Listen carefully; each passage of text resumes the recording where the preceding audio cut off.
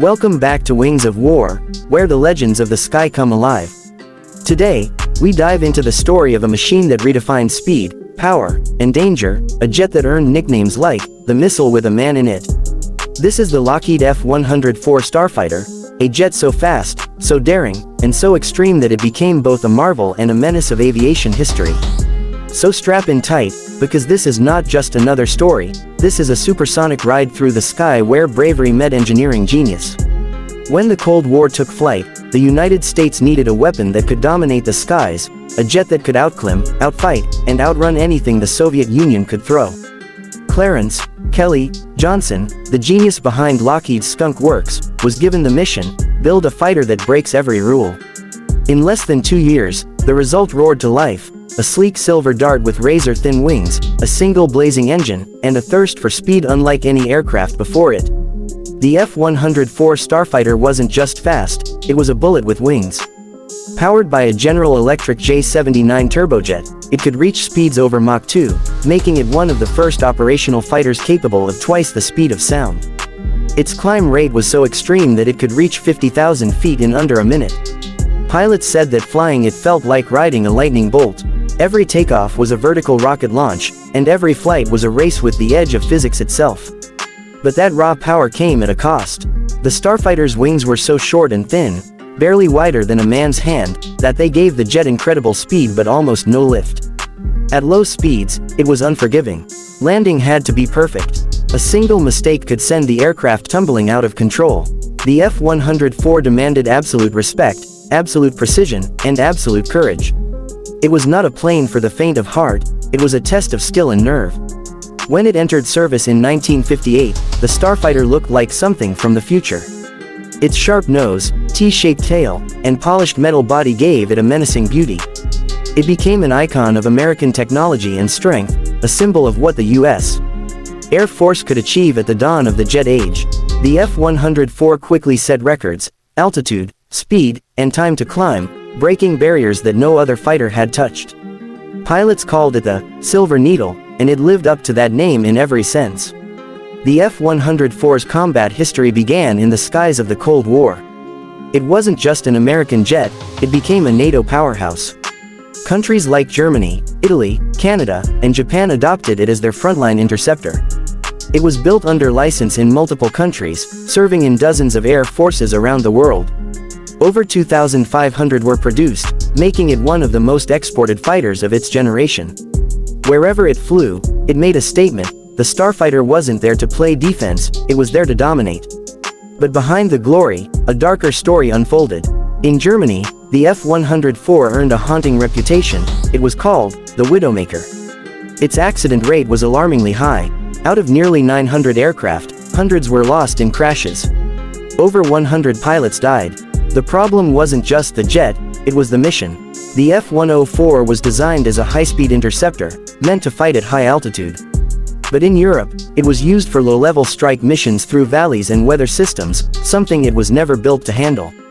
The result was tragedy, and the Starfighter's name became both legendary and cursed. Yet even through the controversy, the F-104 refused to fade. Its performance was unmatched. It could reach 1,450 miles per hour, climb like a rocket, and handle altitude levels no other fighter dared approach. NASA used modified versions of the F-104 for astronaut training and high-altitude research. Test pilots like Chuck Yeager pushed it to its limits, using it as a bridge between atmosphere and space. The jet became part of America's journey to the stars, a stepping stone toward the space age. The design of the F-104 was pure genius. Its fuselage was a long, needle-like body wrapped around a powerful engine. The wings were razor-edged, built for speed, not lift. The cockpit was pressurized and small, giving the pilot a sense of being part of the machine itself. The F-104 used a downward-firing ejection seat in early models, a dangerous feature later replaced due to pilot fatalities. It was an aircraft that constantly evolved, and every version pushed the boundaries of what a fighter could do. For many pilots, flying the F-104 was an experience they never forgot. The takeoff roll felt like being shot from a cannon. The acceleration pinned you to your seat. The controls were sensitive, almost twitchy, demanding total focus. One wrong move at high speed could be your last. But those who mastered it described it as the most thrilling ride of their lives. They said that once you tamed the Starfighter, you never looked at the sky the same way again. Even Hollywood couldn't resist its charm. The F-104 appeared in films, documentaries, and airshows, gleaming under the sun with that unforgettable shark-like shape. To the public, it symbolized power, technology, and the thrill of flight. To engineers, it was a masterpiece, an aircraft that proved that innovation often comes with risk, but without risk, there's no progress. By the late 1970s, the F-104 began to retire from frontline service. The world had moved toward more advanced multirole fighters like the F-15 and F-16, which offered better agility and safer handling. But even as it left the skies, the legend of the Starfighter lived on.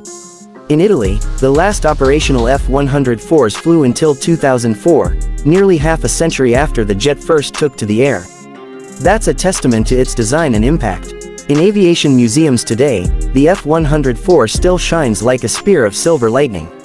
It represents a time when engineers and pilots dared to go faster, higher, and further than ever before. It stands as both a warning and an inspiration, a reminder that greatness and danger often fly side by side.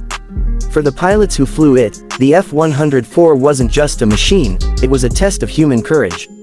Some feared it, others loved it, but all respected it. It could kill the careless and reward the brave. It was beautiful and deadly, the very definition of a Cold War warrior. So, who was the real king of the sky? Some would say it was the F-15 or the MiG-29, but before them, the Starfighter ruled a different kind of kingdom, one defined by speed, innovation, and raw power. It was the dawn of supersonic flight, and the F-104 led the charge. In the end, the F-104 Starfighter wasn't just an airplane, it was a symbol of mankind's unending desire to conquer the skies. It was fast, fierce, and fearless.